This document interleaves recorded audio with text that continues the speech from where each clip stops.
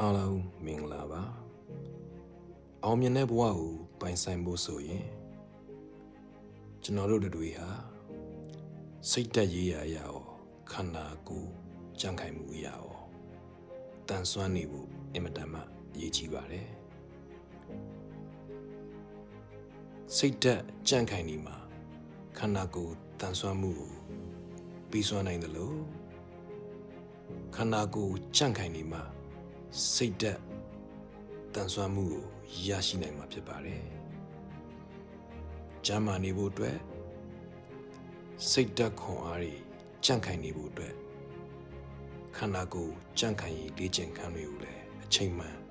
လုပ်ကြရမှာဖြစ်ပါတယ်။အားလုံးပဲကျမ်းမာကြံ့ခိုင်တဲ့စိတ်တက်နဲ့အောင်မြင်တဲ့ဘဝတွေကိုပိုင်ဆိုင်ရရှိကြပါစေ။